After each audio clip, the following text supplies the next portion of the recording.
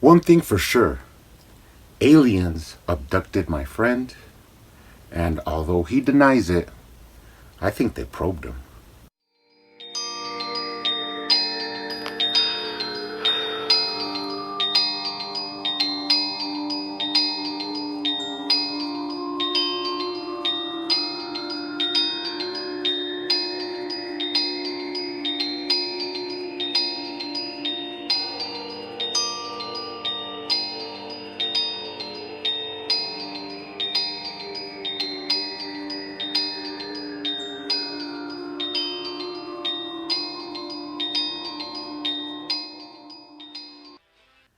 What up? Welcome back to another Bones Reviews. And tonight, I just finished watching Arrival. Now, Arrival is a 2016 film directed by Denis Villeneuve.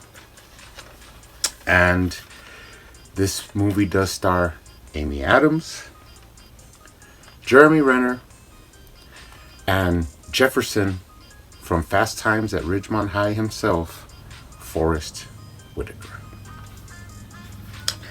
So I just finished watching this movie. I actually had to watch it twice.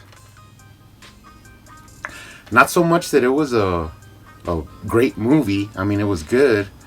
But if you watch it once, you don't really get the full effect, I think. Because this Alien movie is not so much like one of those dumb, like no brain, they attack us and they want to kill us alien movies. This is more like cerebral, gives a lot of hints and clues throughout the movie, and you have to kind of like put them together. Realistic kind of view of a alien arrival. So Amy Adams stars as, she's like a language specialist, and she's just living her life, even though she does have like some like visions of a daughter, but they don't necessarily explain like what's going on. But one day going to class, she's like a professor. She notices that everybody's acting weird, and there's not a lot of students, and basically aliens have arrived on our planet, and they set up shop throughout the world in different countries and different random areas. So since she's been known like as a great a linguist or a master of languages, she gets recruited by the military to be one of the first people that goes and tries to communicate with the aliens. Because up to this point, we don't know why they're here. We don't know what they're gonna do or what they want, or So being recruited by the Forrest Whitaker general guy, she meets Jeremy Renner, who's another specialist on the same operation, and they actually go in to the spacecraft, which basically looks like a big watermelon seed. Now, upon seeing these aliens, they're more like I forget what they call them, like hypopods or something. They're like octopuses or squids, you would say, which really makes me think I'd hate to see what they if they ever saw what we do to their cousins, they'd probably be like, what the hell? But anyways, these aliens, they can't be in the same like space as us, so they separate themselves with like a sort of glass, or like a shield, but they're inside their domain, and the humans actually get to communicate with them. Now, this is where it gets really difficult to understand, and you start, you gotta really follow it. And it basically has to do with their language is written like in circles, and it's a weird language that it's not necessarily words, but like phrases or meanings. And since she's like real good at it, she's the first one to crack it and starts deciphering it. Meanwhile, throughout the world, everybody's working, trying to figure out what do they want. Why are they just sitting there? Countries start fighting amongst themselves about what's going to happen. Of course, China wants to go ahead and jump the ball and just attack them because they're just scared. Like, what are they doing here?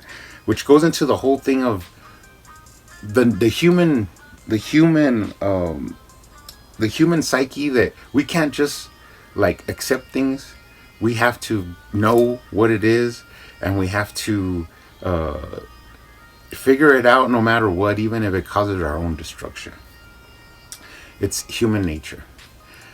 Now, the aliens, to me, in this one, they're it's kind of weird because they're not really here. Well, we don't know, but they're not really here. They're here to like teach us, and we don't know what. But one thing I do know for sure, and that's it. There is aliens. Is that there's something that we don't know. I mean, there's so many millions of stars and everything that there has to be other life. There just has to be. But we don't know what it is. Nobody knows until we know. But there is a town like south of here. I'm from El Paso, and the town is Marfa, Texas. And they're kind of famous for this thing called the Marfa Lights, which is more like a phenomenon of lights that you could see like from a certain. They even have like a place on the highway where you could stop and supposedly you could see the Marfa Lights. But the whole thing is that one of my friends was working on like as a journeyman, and he traveled down there to Marfa, and he ended up getting like abducted. Not necessarily where the Marfa Lights thing is, but like outside of Marfa, more like towards where Big Bend National Forest is. And he got abducted. He tells me the story. He says he had like missing time and all that, and and he was really like he didn't want to talk about it until I got him to talk about it. But he denies it, but I'm pretty sure they probed him. He just gets more angry every time I say that. He says like, no, they didn't probe me, but I know they did. But he tells me one thing for sure. He says, when the aliens come and we know now what they are, whatever it is, he goes, I'm not even sure what it was. He's like, but remember that I knew it. I went through it. So I have to believe him. I mean, I'm not a big, like I spend all my time thinking about UFOs and stuff like that, but it's something that we don't understand that one day will come to fruition. So getting back to the movie, these aliens are peaceful. They're trying to teach us something, but we don't understand because we don't know their language.